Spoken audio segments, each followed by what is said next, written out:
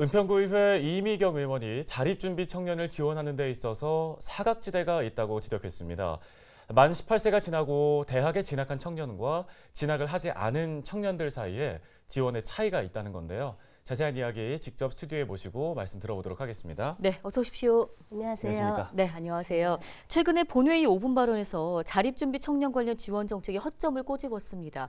먼저 오늘 얘기 전에 이 자립준비 청년과 보호 연장 청년들에 대한 좀 소개부터 자세히 해주실까요? 예. 생활 양육시설에 살던 아이들이 만 18살이 되면 실제로 사회에 나가야 되는데 그걸 퇴소한다고 얘기하고 그 퇴소한 청소년들을 실제로 보호 종료 아동이라고 했었습니다. 그러나 이제 사회적으로 아동이라는 개념이 맞지 않다라고 하면서 자립준비 청년으로 명칭이 변경되었습니다.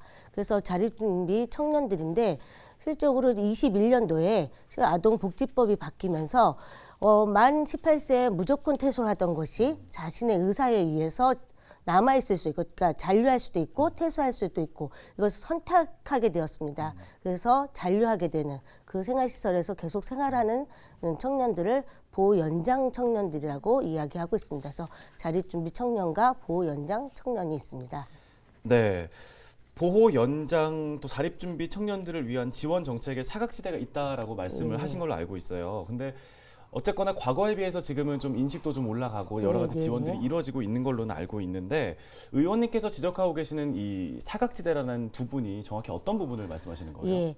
저는 이제 자립준비 청년들의 지원을 계속적으로 요구를 했었고 사회적 인식이 확대되면서 실적으로 나오게 됐을 경우는 생활 정착금도 실제 액수도 좀 많이 늘었습니다. 그리고 자립생활 비용도 나오게 되고 이런 지원들이 많고 또 주택도 9,500만 원에서 1억 2천까지 지원을 받을 수 기간이 정해져 있기는 하지만 그런데 이제 그렇고 또한 이제 보호 연장 청년들은 실적으로 자기가 그곳에 남아 있으면서 사회에 나갈 준비를 좀 안정적으로 할 수 있게 됐구나라고 생각을 했었습니다. 그래서 자기에게 선택할 수 있는 기회를 줬다는 것이 굉장히 긍정적으로 생각을 했었는데 막상 현실은 거주만 그곳에서 하지 어떠한 지원도 받고 있지 못했다는 것을 알게 되었습니다. 사실 잔류를 생활을 선택하는 청년들은 대학생인 청년들도 하고 같이 이제 생활을 할 수 있는데 대학생들은 사실 입학금이라든지 아니면 학업 지원금들이 이루어지고 있습니다. 그리고 취업 지원금들이 받게 되는데 이 보호 연장 아동들은 어떠한 지원금이 없는 거죠. 그래서 기초생활수급 내용이 시설로 가는 거 외에는 그래서 먹고 자는 거 이런 거 외에는 어떠한 지원을 받을 수 없다라는 것을 알게 되었을 때 이것이 단지 연장만 했구나. 그 어떠한 정책의 내용도 없이 연장만 했다는 사실을 알게 된 거죠. 네, 그렇다면 일단 이 대학 진학을 하지 않은 자립준비 청년들이 실질적으로 원하고 있는 지원책은 어떤 거라고 보시는지요? 이 친구들은 아르바이트를 할 수 있게 돼 있습니다. 그런데 아르바이트를 하면서 자신이 취업을 준비한다는 것이 아마 굉장히 어렵다는 건 이미 다 알고 계실 거라고 생각을 합니다.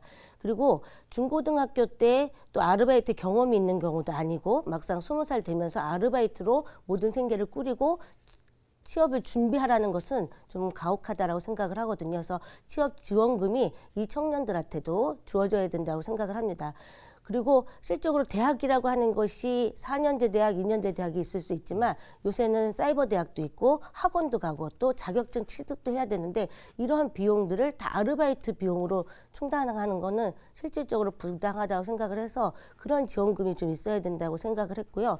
두 번째는 이 친구들이 그동안에 살던 곳에서 계속 사는 건 의미가 있는데 청소년들이랑 8살서부터 19살 청소년들과 함께 살고 있습니다.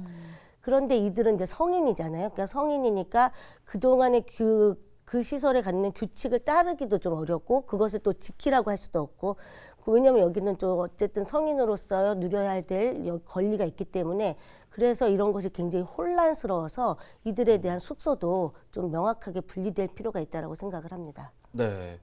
근데 또 일각에서는 이 대학을 진학했냐 안 했냐를 떠나서 어쨌거나 성인이 되고 나면은 본인 스스로 경제 활동을 시작할 수 있지 않냐라는 그런 의견들도 있어요. 이 부분에 대해서는 어떻게 생각하세요? 예.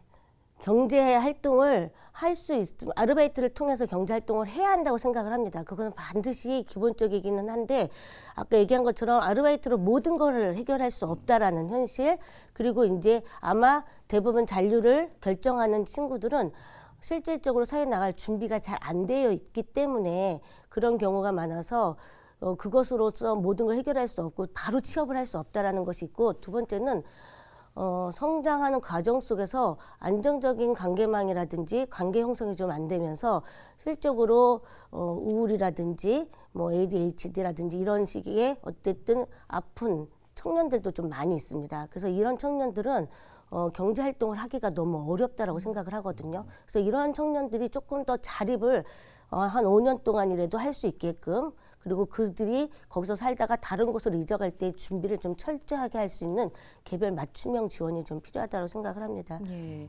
그 밖에도 그럼 이들에게 또 필요한 지원들도 어떤 게 있을까요? 예. 제가 생각하기에는 우선 정확한 정보를 제공할 수 있는 체계가 갖춰져야 한다고 생각을 합니다. 아까 예. 얘기한 것처럼 그냥 연장만 했을 뿐이기 때문에 이분들과 함께 교류하는 그리고 함께 생활하는 선생님들이 많지 않아요. 그래서 과도하게 그분도 또 업무가 많다라고 얘기하고 지금 저희 31명, 은평구에 44명이나 되는데 담당하는 선생님이 많지 않다라는 거에서 정확한 정보를 제공하기 어렵다라는 것이 현실이고 두 번째는 이분들이 마을에서 실질적으로 안전한 관계망을 형성할 수 있는 관계망 그 시스템을 좀 구축해야 된다고 생각을 합니다. 제가 이제 과거 해봤는데 후견인제가 있거든요. 근데 이제 그게 법적 후견인제만이 아니라 마을 후견인제라는 형식으로 해서 조금 더 사회에서 나와서 생활해보는 경험, 그리고 어른들과의 관계 맺기, 그리고 또래가 아닌 뭐 위아래 다양한 세대들과의 경험할 수 있는 그런 기회를 제공해야 된다고 생각을 합니다. 네, 알겠습니다. 오늘 보호 현장 자립 준비 청년과 관련된 말씀은 여기까지 듣도록 하겠습니다. 마지막 할 말 하나가 있는데 네네. 예. 자립 준비 청년들이 대부분 은평구 인근 마포에서 삽니다. 그 이유는 이 은평구가 고향이기 때문이라고 생각을 하거든요. 지금 자립준비 청년이 200명이 넘고 있거든요. 그래서 이들이 좀 더 안전하게 살아갈 수 있게끔 은평구가 지원하는 거 그리고 그 전에 청소년 때부터 잘 돌보는 거 이것이 저는 건강한 사회에 나아가는 디딤돌이라고 좀 생각을 합니다. 그러한 디딤돌을 우리 모두가 같이 놓았으면 좋겠다는 생각을 합니다. 네, 잘 알겠습니다. 앞으로도 사각지대 해소를 위해서 많은 노력해 주실 것을 부탁드리도록 하겠습니다. 오늘 말씀은 여기까지 듣겠습니다. 은평구의회 이미경 의원과 함께했습니다. 고맙습니다. 감사합니다.